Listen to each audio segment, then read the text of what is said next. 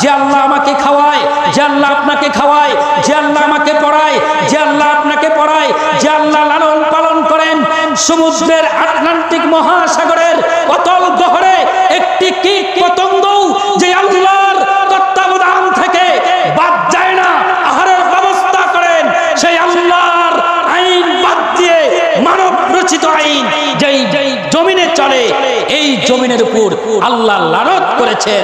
এই জমিনের উপর বিশ্বনবী মুহাম্মদুর রাসূলুল্লাহ সাল্লাল্লাহু আলাইহি নারায়ে তাকবীর, যতক্ষণ পর্যন্ত কোরআনের আইন প্রতিষ্ঠিত না হবে ততক্ষণ পর্যন্ত আমাদের নীরবে বসে থাকা চলবে না। নাফ ইসলাম টিভি, সত্য ও ন্যায়ের পথে অবিরাম। কক্সাবাড়ি উত্তরপাড়া ঈদগাহ মাঠ, খোদেজা বেগম ঈদগাহ মাঠ কর্তৃক আয়োজিত আজকে ঈদুল ফিতরের ঈদের নামাজ যারা পড়তে এসেছেন, আমরা সর্বপ্রথম সেই মহান রব্বুল আলামিনের দরবারে লাখ কোটি শুকরিয়া জ্ঞাপন করছি যে আল্লাহ সুবহানাহু ওয়া তাআলা আমাদেরকে দীর্ঘ একটি মাস সিয়াম সাধনা করার পরে এই ঈদের মাঠে আসার তৌফিক দান করেছেন।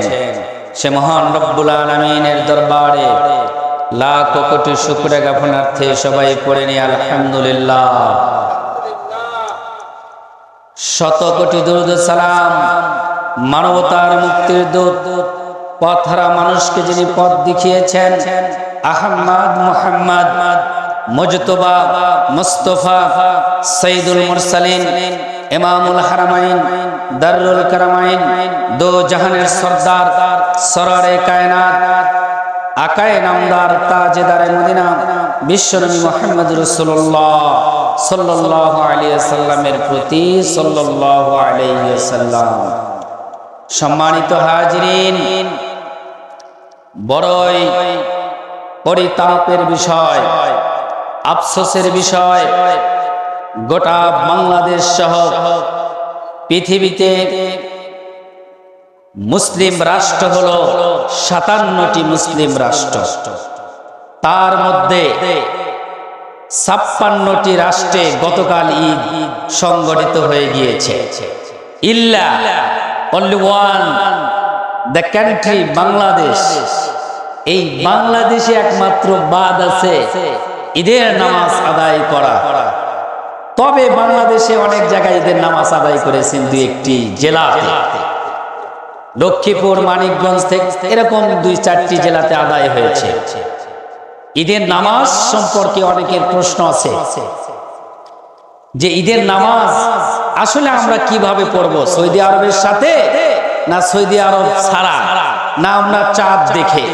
সম্মানিত হাজিরিন, হাদিস শরীফে হাদিস ক্লিয়ার করেছে চাঁদ দেখে ইফতার করা, চাঁদ দেখে আপনার এই ইফতার করা অর্থাৎ রোজা রাখা শুরু করা, আর চাঁদ দেখেই আপনার ঈদের নামাজ আদায় করা। তবে আপনার যেই দেশে ঈদের নামাজ হবে ওই দেশের রাষ্ট্রের যিনি প্রধান উনি সিদ্ধান্ত নেবেন ঈদের নামাজ সংগঠিত হওয়ার ব্যাপারে। সম্মানিত হাজিরিন, আলহামদুলিল্লাহ আমাদের বাংলাদেশে প্রতিটি জেলায় 64টি জেলায় চাঁদ দেখা কমিটি আছে। তারা চাঁদ দেখতে পান নাই, চাঁদ গতকাল দেখেছেন। আজকে আমরা ঈদের নামাজ আদায় করছি। এই জন্য আমরা আমাদের প্রাণ উজাড় করে ওয়াল প্রাইজেস ফর আল্লাহ সুবহানাহু ওয়া তাআলা, সমস্ত প্রশংসা আল্লাহর জন্য, আবারও পড়ে নি আলহামদুলিল্লাহ। সম্মানিত হাজিরিন, ঈদের নামাজ ঈদ কিভাবে আসলো একটু না বললেই নয়। আল্লাহ রাসূল সাল্লাল্লাহু আলাইহি ওয়াসাল্লাম যখন মদিনা মুনাওয়ারা গেলেন, যা দেখলেন মদিনাবাসী যারা ছিল তারা আনন্দ ফুর্তি করছেন। বছরে 2 দিন আনন্দ ফুর্তি করেন। আল্লাহ রাসূল সাল্লাল্লাহু আলাইহি ওয়াসাল্লাম বললেন, তোমরা আজকের দিনে কি করছো? বলে, আমরা বছরে 2 দিন খেলাধুলা করি, আনন্দ ফুর্তি করি। আল্লাহ রাসূল সাল্লাল্লাহু আলাইহি ওয়াসাল্লাম বললেন, এর চেয়ে উত্তম 2টি দিন তোমাদেরকে আল্লাহ সুবহানাহু ওয়া তাআলা দিয়েছেন। আল্লাহ রাসূল সাল্লাল্লাহু আলাইহি ওয়াসাল্লাম ঘোষণা করলেন, একটি দিন হলো ঈদুল ফিতর, আর একটি দিন হলো ঈদুল আজহা। যখন আল্লাহ আল্লাহর নবী ঘোষণা করলেন, তখন থেকেই শুরু হলো ঈদুল ফিতর আর ঈদুল আজহা। মুসলমানদের জন্য একটা বছরে ঈদুল ফিতর আর ঈদুল আজহার চাইতে আর কোনো উত্তম দিন নেই এবং থাকার কোনো কারণও নেই। কথা বলেন ঠিক কিনা? সম্মানিত হাজিরিন, আমাদের বাংলাদেশে স্বাধীনতা দিবস পালন করা হয়, বিভিন্ন দিবস পালন করা হয়। যত দিবস পালন করব আমরা আলহামদুলিল্লাহ, আপত্তি নেই। কিন্তু মুসলমানদের জন্য ঈদুল ফিতর এবং ঈদুল আজহা এটাই হলো সর্বোত্তম খুশির দিন, আনন্দের দিন, ইবাদতের দিন। সম্মানিত হাজিরিন, এই ঈদ মানে শুধু খুশি নয়, ঈদ মানে শুধু আনন্দ না, ঈদ মানে ইবাদত। ঈদ মানে ইবাদত। আজকে যারা শিরক করবে না, হালাল হারাম বেঁচে চলবে, যারা একটি মাস সিয়াম সাধনা করেছে, আল্লাহর তাকওয়া অর্জন করেছেন, আল্লাহর খোদাভীতি অর্জন করেছেন, তাদের জন্যই আজকে ঈদ, তাদের জন্যই আজকে খুশি, তাদের জন্যই আজকে আনন্দ। যারা রোজা রাখে নাই তাদের জন্য কোনো ঈদ নাই, যারা রোজা রাখে নাই তাদের জন্য কোনো নতুন জামা পরার প্রয়োজন নাই, যারা রমজান মাসে রোজা রাখে নাই তাদের জন্য ঈদের কোনো আনন্দের প্রয়োজন নাই। সম্মানিত হাজিরিন, এই জন্যে আমি বলি, যারা একটি মাস সিয়াম সাধনা করেছেন তারা সামনের কাতারে বসবেন, আর যারা রমজানের রোজা রাখতে পারেন নাই তাদের তো ঈদের নামাজই নাই, তারা কি করবেন তাদের ব্যাপার কি বলেন? সম্মানিত হাজিরিন, আল্লাহ রাব্বুল আলামিন বলেছেন, ইয়া আইয়ুহাল্লাযীনা আমানুত্তাকুল্লাহ হাক্কা তুকাতিহি ওয়া লা তামুতুন্না ইল্লা ওয়া আনতুম মুসলিমুন। হে ঈমানদারেরা, তোমরা আল্লাহকে ভয় করো, ভয় করার মতো ভয় করো। কিছু জায়গা ভয় করবেন আর কিছু জায়গা ভয় করবেন না, এটার নাম ইসলাম না। আল্লাহ রাব্বুল আলামিন বলেছেন, ভয় করার মতো ভয় করো তোমরা। কেন ভয় করব?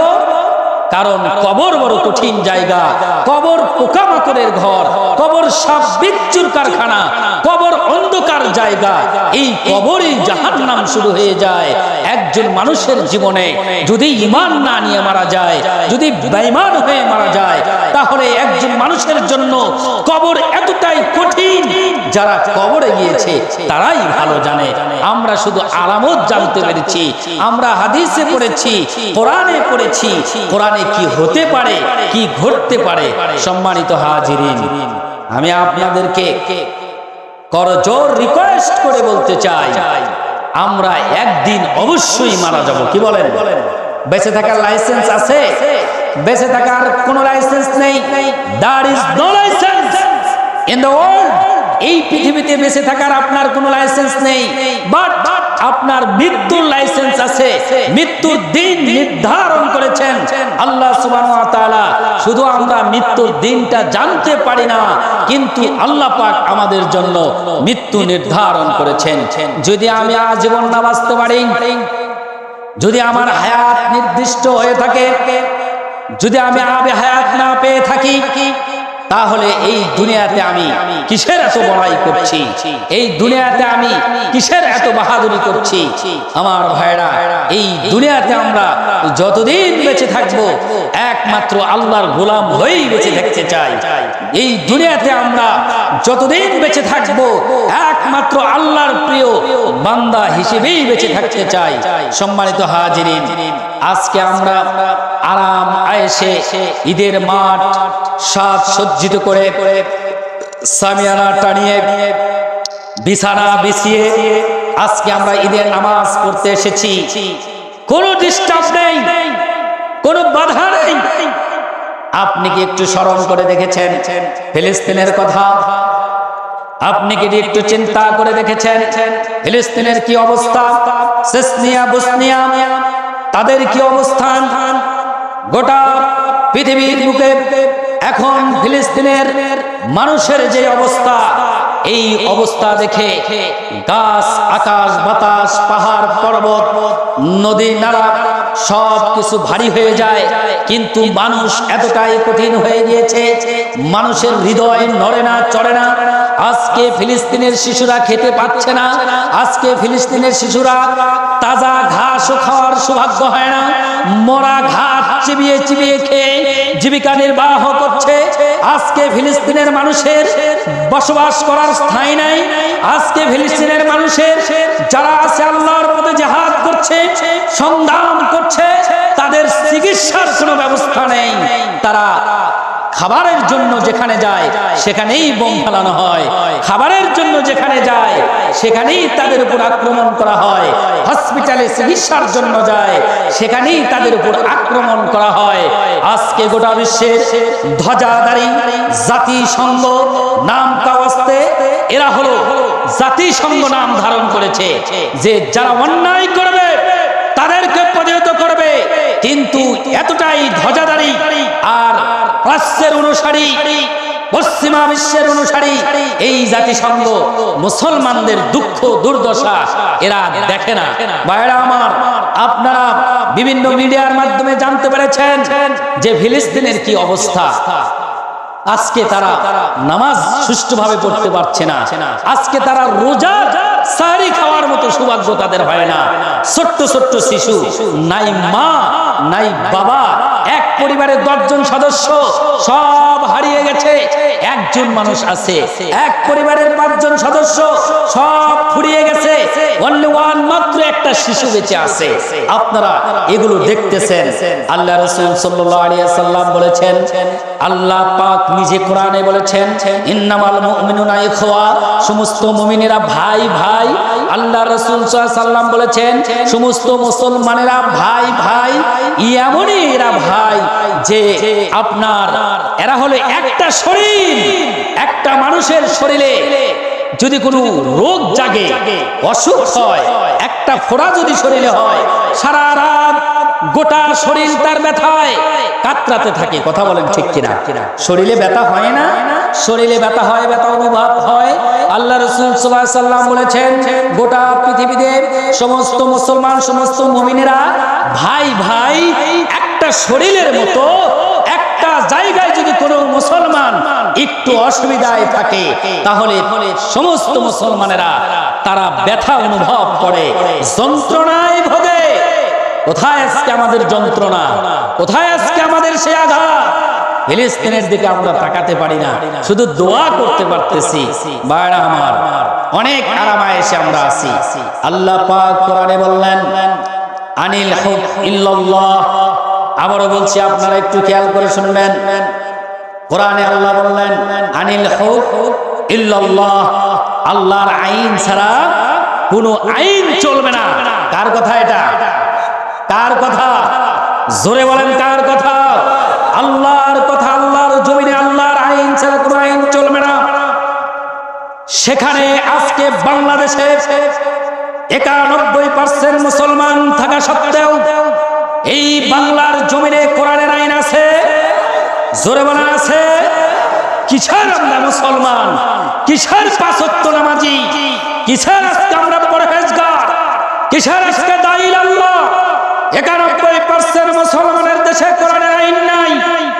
তাহলে এরকম মুসলমান হওয়ার কোনো মূল্যই আল্লাহর কাছে নাই। সম্মানিত হাজিরিন, আল্লাহ রাব্বুল আলামিন হুকুম দিয়েছেন, ওয়ামান লাম ইয়াহকুম বিমা আনজালাল্লাহ ফাউলাইকা হুমুল কাফিরুন ফাউলাইকা হুমুল মুনাফিকুন ফাউলাইকা হুমুল ফাসিকুন। আল্লাহ পাক বলেছেন, যারা আল্লাহর একটা বিধান অমান্য করবে তারা হবে কাফের, তারা হবে মুনাফিক, তারা হবে হলো ফাসিক। সম্মানিত হাজিরিন, এবার আপনি আপনার বুকে হাত দিয়ে বলেন, আজকে কি আল্লাহর একটা আইন আমরা অমান্য করছি? শত শত আইন, আল্লাহর আইন আছে যেগুলো আমরা মানতে পারতেছি না। চুরির আইন, আল্লাহর আইন নাই, মানুষের আইন। ডাকাতি আইন, আল্লাহর আইন নাই, মানুষের আইন। জেনার আইন, আল্লাহর আইন নাই, মানুষের আইন। হত্যা, ব্যভিচার, এগুলো আইন সবই মানুষের আইন দিয়ে চলে, আল্লাহর আইন দিয়ে চলে না। যে আল্লাহ আমাকে খাওয়ায়, যে আল্লাহ আপনাকে খাওয়ায়, যে আল্লাহ আমাকে পড়ায়, যে আল্লাহ আপনাকে পড়ায়, যে আল্লাহ লালন পালন করেন, সমুদ্রের আটলান্টিক মহাসাগরের অতল গহরে একটি কীট পতঙ্গ যে আল্লাহর তত্ত্বাবধান থেকে বাদ যায় না, আহারের ব্যবস্থা করেন, সেই আল্লাহর আইন বাদ দিয়ে মানব রচিত আইন যেই জমিনে চলে, এই জমিনের উপর আল্লাহ লানত করেছেন। এই জমিনের উপর বিশ্বনবী মুহাম্মদুর রাসূলুল্লাহ সাল্লাল্লাহু আলাইহি ওয়াসাল্লাম লানত করতেছেন। ভাইরা আমার, এই জন্য আল্লাহর আইন বাদ দিয়ে আল্লাহর জমিনে যতক্ষণ পর্যন্ত কোরআনের আইন প্রতিষ্ঠিত না হবে ততক্ষণ পর্যন্ত আমাদের নীরবে বসে থাকা চলবে না। আপনারা কি কোরআনের আইন চান? কারা কারা চান একটু হাত উঠায় দেখান। নারায়ে তাকবীর, নারায়ে তাকবীর। হাত নামান। এই হাতগুলো রেকর্ড করলেন কে? জোরে বলেন কে? আল্লাহ রেকর্ড করার প্রয়োজন নাই। কোটি কোটি ফেরেশতা আল্লাহ পাক দুনিয়াতে পাঠান, আবার নিয়ে যান। কথা বলেন ঠিক কিনা? দুনিয়ার বুকে গোটা পৃথিবীটা একেবারে একটা হাতের মুঠোয় চলে এসেছে। বাংলাদেশ থেকে যদি একবার ক্লিক করি, সেই আপনার সূর্য উদয়ের দেশ কোথায়, সূর্য ডুবে যাওয়ার দেশ কোথায়? নরওয়ে, জাপান, আমেরিকা, গোটা পৃথিবীতে 228টি রাষ্ট্র রয়েছে যেখানে যা ঘটছে একবার ক্লিক করার সঙ্গে সঙ্গে আপনার হাতের মুঠোয় চলে আসে। এই দান কার? জোরে বলেন কার? তাহলে আমি আপনি যদি একবার ক্লিক করে গোটা পৃথিবী হাতের মুঠোয় দেখতে পারি যে আল্লাহ সবকিছুর ব্যবস্থা করেছেন, সে আল্লাহ কি এইগুলো রেকর্ড করা কঠিন? আপনি টয়লেটের মধ্যে যায় কি করেন, এটাও আল্লাহ রেকর্ড করেন। কথা বলেন ঠিক কিনা? আপনি আড়ালে যায় কি করেন, এটাও আল্লাহ পাক রেকর্ড করতেছেন। ভাইরা আমার, সিয়াম সাধনার মাস 1 মাস ছিল। হোটেল রেস্তোরাঁ বন্ধ কি হয়েছিল? বন্ধ হয় নাই। মুসলমান জাতি ব্যর্থ জাতি। বাংলাদেশের যারা মুসলমান, এদের মতো ব্যর্থ জাতি আর পৃথিবীর কোথাও নেই।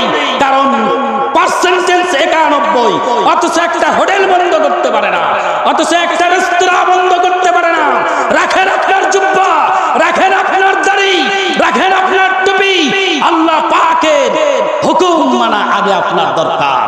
একজনের দাড়ি নাই, একজনের টুপি নাই, একজনের জুব্বা নাই, কিন্তু আল্লাহর হুকুম ফরজ ইবাদত পঙ্খানুপুঙ্খানু মানার ক্ষেত্রে কোনো অভাব নাই। দাম কার বেশি? আল্লাহর কাছে। ভাইরা আমার, ফরজ যে মানে তার দাম বেশি। পর্যায়ক্রমে আল্লাহ পাক, আল্লাহ রাসূল সাল্লাল্লাহু আলাইহি সাল্লাম নির্দেশ করেছেন একের পর এক পর্যায়ক্রমে ইসলামকে ফলো করতে হবে, দুটা পয়েন্টে ফলো করতে হবে।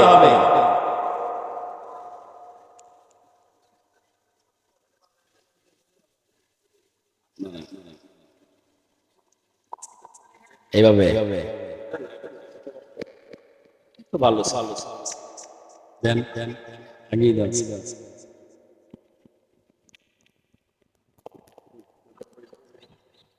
সম্মানিত কই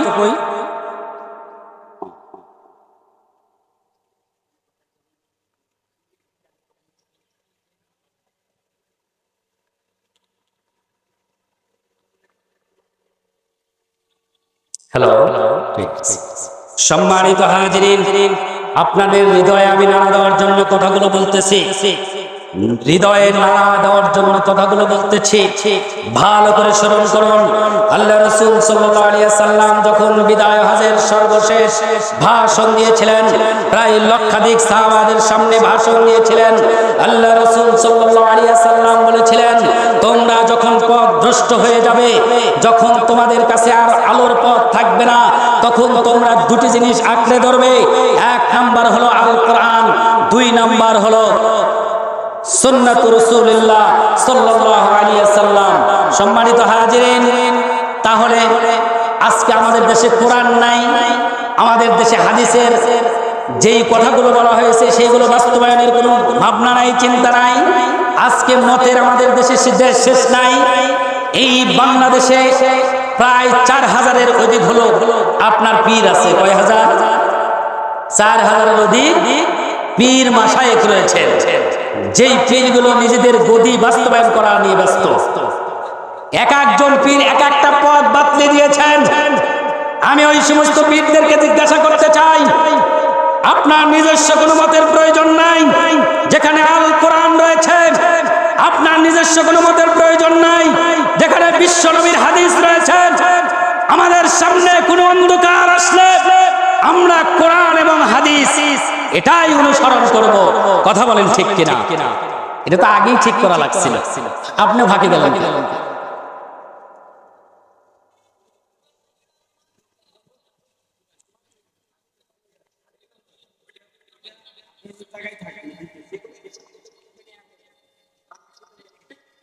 সম্মানিত হাজিরিন, আপনারা একটু বলবেন কি দয়া করে, আল্লাহ কোথায় থাকে?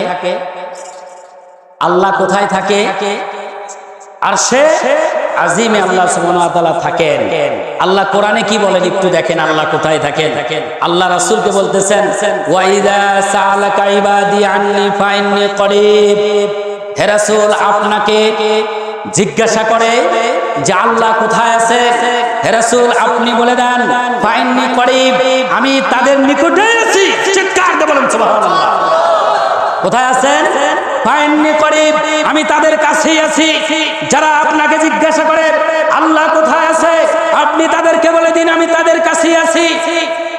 উজিবু দাওয়াতাদ দাঈ, তারা যখন আমাকে ডাকে, ইজা দান, যখন তারা আমাকে ডাকে আমি তাদের ডাকে সাড়া দেই। সুবহানাল্লাহ বলেন।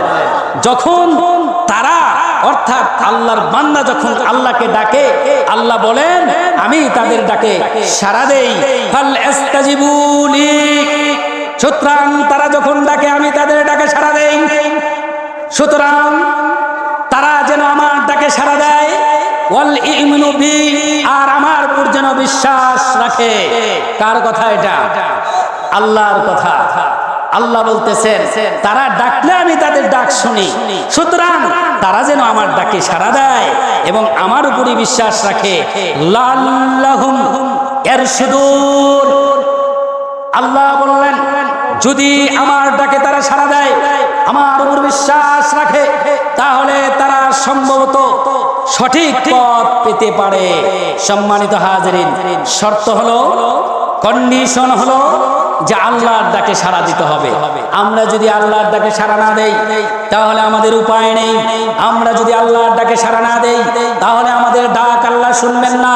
গোটা বাংলাদেশের মানুষ আল্লাহকে ডেকে ডেকে ডেকে অস্থির হয়ে গিয়েছে, হয়রান হয়ে গিয়েছে, পরেশান হয়ে গিয়েছে। আল্লাহ কেন ডাক শোনে না? ডাক না শোনার কারণ একটাই, সেটা হলো আল্লাহর ডাক আমরা শুনতেছি না। এই জন্য ডাকার মতো ডাকলে খোদা কেমনে শোনে না? আসলেই আমরা ডাকতে জানি না। ভাইরা আমার, ডাকার মতো ডাকতে হবে। কেউ কেউ বললেন আল্লাহ সব জায়গায় আছে। আল্লাহ কি টয়লেটের মধ্যে থাকতে পারে? নাউজুবিল্লাহ বলেন। টয়লেটের মধ্যে থাকতে পারে? কখনোই থাকতে পারে না। আল্লাহ পুত পবিত্র, আল্লাহ ভালোবাসেন পুত পবিত্র। আল্লাহ কোনো নাপাক জিনিস পছন্দ করেন না, নাপাক কোনো বস্তুকে পছন্দ করেন না। আল্লাহ নিজে কুদুস, নিজে পুত পবিত্র। আল্লাহ যে ব্যক্তি পুত পবিত্র তাকেই আল্লাহ ভালোবাসেন, তার কাছেই থাকেন। যারা বিড়ি খায় তার কাছে আল্লাহ থাকেন না, যারা মদ খায় তার কাছে আল্লাহ থাকেন না, যারা আপনার নাফরমানি কাজ করে তাদের কাছে আল্লাহ থাকেন না। আপনারা যখন জানেন, যখন কোনো ব্যক্তি জিনা করে, ব্যভিচার করে, আল্লাহ রাসূল বলেছেন তখন ওই ব্যক্তির আর ঈমান থাকে না। আল্লাহ তো ওখানে থাকার কোনো প্রশ্নই ওঠে না। এরপরে যদি তওবা করে তবেই সে মুসলমান। আর জিনা করার পরে যদি তওবা না করে সে আর মুসলমান হলো না। কেউ যদি জুয়া খেলে একই কথা, কেউ যদি মদ খায় একই কথা। যখন মদ খায় তখন তার ঈমান থাকে না। মদ খাওয়ার পরে যদি তওবা তিল্লা করে, আল্লাহর কাছে আত্মসমর্পণ করে, আস্তাগফিরুল্লাহ পড়ে আবার ফিরে আসে, তখন ওই ব্যক্তি ঈমানদার হয়। এর আগে ঈমানদার হয় না। আপনি জুয়া খেলা, তাস খেলা, এরপরে মদ খাওয়া, ইয়াবা খাওয়া ইত্যাদি বর্তমান সমাজে সয়লাব ঘটে গেছে। এই মাদক দ্রব্য আমার মনে হয় গোটা বাংলাদেশে কোনো জায়গায় বাকি নেই। আপনাদের এলাকায় আছে কিনা জানি না। গাঁজা, মদ, ভাঙ, ইয়াবা, হেরোইন, তারিন, যা বলেন এগুলো দিয়ে বাংলাদেশ সয়লাব ঘটে গেছে। আপনি একদিকে আইন করবেন আর একদিকে ইসলামের বিরুদ্ধে দাঁড়াবেন। এই আইন কোনো কাজে লাগবে না। আইনও করতে হবে, আল্লাহর কাছে ভার ধন্না করতে হবে, আইনও করতে হবে, আল্লাহর কাছে নিজেকে দিকে ছুপে দিতে হবে, আইনও করতে হবে, আল্লাহর কাছে প্রার্থনা করতে হবে। যখন আমি আপনি সবাই আল্লাহর কাছে প্রার্থনা করব বাঁচার জন্য, তখন আল্লাহ পাক হতে পারে আমার দিকে তাকাবেন, নাও তাকাতে পারেন। কথা বলেন ঠিক কিনা? ভাইরা আমার, আমরা আমাদের কাছে আল্লাহ মুখাপেক্ষী নয়, আল্লাহর কাছে আমরা মুখাপেক্ষী। কথা বলেন ঠিক কিনা? অনেকে বাহাদুরি দেখায়, কয় এখন দরকার নাই, দাঁড়িয়ে ওঠে নাই, কিসের নামাজ আছে না নাই? আবার বলে যে কেবল তো জোয়ান, সময় আছে, দেখা যাবে, মানে যা খুশি তাই করতেছে। এই যে আপনার 2 দিন আগে অ্যাডভোকেট ওলিউল্লাহ নাম 2টা নাবালিকা কন্যা রেখে মারা গেছেন। যদিও উনি ইসলামী আন্দোলনের একজন কর্মী ছিলেন, সেবা ও সালা ছিলেন, 5 ওয়াক্ত নামাজ পড়েছেন, আল্লাহর পথে জিহাদ সংগ্রাম করেছেন। উনি স্ট্রোক জনিত রোগে মারা গেছেন, অর্থাৎ দুরারোগ্য। হাদিসে আছে যারা অ্যাক্সিডেন্ট, দুরারোগ্য, আগুনে পোড়া, যুদ্ধে সংগ্রাম করতে গিয়ে মারা যাবে, তাদের মৃত্যু হলো শহীদি মৃত্যু। বাইরে আমার কেবল 40-45 বছর বয়স। বলেন তো বয়স কি বেশি হয়েছে? আল্লাহ কি তাকে নিয়ে যান নাই? নিয়ে গেছেন। তা আপনি কিসের বাহাদুরি দেখান? আপনি বলতেছেন যে আপনি আরো বাঁচবেন, এর গ্যারান্টি কোথায় পেলেন? আজকে এই মুহূর্তে আপনি ঈদগাহ মাঠে নামাজ পড়েছেন, এখান থেকে বাড়িতে যেতে পারবেন, এর কোনো গ্যারান্টি নাই। কথা বলেন ঠিক কিনা? গ্যারান্টি আছে? এই জন্য ভাইরা আমার, ঈদের দিন, খুশির দিন, আনন্দের দিন, এই দিন টিভি সিনেমা দেখার কোনো দিন নয়। কথা বলেন ঠিক কিনা? আপনারা কি টিভি সিনেমা দেখবেন? আপনাদের বাড়িতে টিভি সিনেমা আছে? টিভি আছে, ডিশ লাইন আছে। ভারতের 36টা চ্যানেল, বাংলাদেশে কয়টা চ্যানেল? ভারতের 36টা চ্যানেল। কে আওয়ামী লীগ করেন, কে বিএনপি করেন, কে জামাত ইসলাম করেন, কে শাসনতন্ত্র করেন, এটা আমি দেখতে চাই না, এটা বলতে চাই না। আমি আল্লাহর কোরআন থেকে কথা বলতে চাই, বিশ্বনবীর আদর্শ থেকে কথা বলতে চাই। একজন মানুষ কখনোই বিধর্মীর সাথে বন্ধুত্ব করতে পারে না। কথা বলেন ঠিক কিনা? তাহলে ভারতের সাথে কিসের বন্ধুত্ব? ইসরায়েলের সাথে কিসের বন্ধুত্ব? যেই ভারত 36টা চ্যানেল দিয়েছে, একটা চ্যানেলের মধ্যে ইমানের ইও নাই, ইমান ধ্বংস করার সব পায় তারা শেষ করেছে। কথা বলেন ঠিক কিনা? আপনারা যারা দেখেন স্টার জলসা, স্টার মুভি জলসা, অমুক তমুক 36টা চ্যানেল, আপনি তাকায় দেখেন, আপনি একটু খেয়াল করে দেখেন, ওই চ্যানেলগুলি আমাদের মা বোনেরা দেখে, আর সংসারে ঝগড়া করে। আমি আপনাদের উদাত্ত আহ্বান জানাতে চাই, যাদের বাড়িতে ডিশ লাইন আছে, ডিশ লাইন বন্ধ করে দেন। বন্ধ না করতে পারলে রিমোট কন্ট্রোল করেন। কিয়ামতের দিন একমাত্র আপনার ঘরে যে বাক্স আছে, অনিয়ন্ত্রিত বাক্স, এটাই আপনার জাহান্নামে যাওয়ার কারণ হবে। কথা বলেন ঠিক কিনা? আমার ভাইয়েরা, ঈদের দিন আপনি বাদ্যযন্ত্র বাজাতে পারবেন না, কোনোদিনই পারবেন না। কিন্তু আমাদের দেখা যায় ঈদের দিন রোজাও শেষ, বাদ্যযন্ত্র শুরু হয়ে গেছে। ডিজে চেনেন তো? ডিজে আরো কি নাম, ওইটা বাজাইলে তো আপনার মনে করেন তাজা মানুষ মারা যায়। ওইখানে একবার বাজনা বাজে আর মানুষের হাট, এই হাটে এসে আঘাত লাগে। কথা বলেন ঠিক কিনা? একজন মুসলমানের বাচ্চা হয়ে কিভাবে সম্ভব যে তুমি ডিজে বাজাও? একজন মুসলমানের সন্তান হয়ে কিভাবে সম্ভব যেটা আল্লাহ রাসূল নিষেধ করেছেন সেটা তুমি করো? একজন ইমানদার কখনো এই কাজগুলো করতে পারে না। ভাইরা আমার, এই জন্য আমি আপনাদের প্রতি উদাত্ত আহ্বান জানাতে চাই, আমরা মুসলমানের সন্তান, আমাদের ঘরে কোনো ডিশ লাইন থাকবে না, থাকলেও নিয়ন্ত্রিত থাকবে শুধু খবর শোনার জন্য। আমরা মুসলমানের সন্তান, আমাদের ছেলে সন্তান যারা আছে তারা ডিজে বাজাবে না, যারা বাজাবে তাদেরকে আমরা বন্ধ করে দেব। রাজি আছেন? রাজি আছেন? সন্তানের জন্য জবাবদিহি করতে হবে মা বাবাকে। কিয়ামতের ময়দানে প্রথমে যখন জিজ্ঞাসা করা হবে, এই আল্লাহর বান্দা, তুমি কেন গান বাদ্য বাজনা বাজিয়েছো? তখন বলবে, ওই যে আমার মা, ওই যে আমার বাবা, এরা কোনোদিন নসিহত করে নাই, এরা কোনোদিন উপদেশ দেয় নাই, আমরা তাদের সামনেই এই কাজগুলো করেছি। আল্লাহ পাক তাদেরকে তখন ধরবেন। আমার ভাইয়েরা, পার পাওয়ার কোনো রাস্তা নাই। আমি আপনাদেরকে উদাত্ত আহ্বান জানাতে চাই, আমরা আল্লাহর কোরআন মেনে চলবো। রাজি আছেন? কোরআন মেনে চলবো। কি মেনে চলবো? হাত উঠায় দেখেন, কি মেনে চলবো? কোরআন মেনে চলবো আর হাদিস মেনে চলবো। কি মেনে? হাদিস মেনে চলবো। আল্লাহ রাব্বুল আলামিন আমাদেরকে সে তৌফিক দান করুন, বলুন আমিন। আখিরে দাওয়ানা আনিল হামদুলিল্লাহি রাব্বিল আলামিন। আসসালামু আলাইকুম ওয়া রাহমাতুল্লাহি ওয়া বারাকাতুহু। সম্মানিত হাজিরিন, এই পর্যায়ে আমার আলোচনা এখানেই সমাপ্ত। এখন ঈদগাহ মাঠ উপলক্ষে ঈদগাহ মাঠের সভাপতি আছেন, সেক্রেটারি আছেন, জরুরি কিছু কথাবার্তা বলবেন। এই যে আপনারা দেখতেছেন চতুর্দিক দিয়ে এই যে বাউন্ডারি,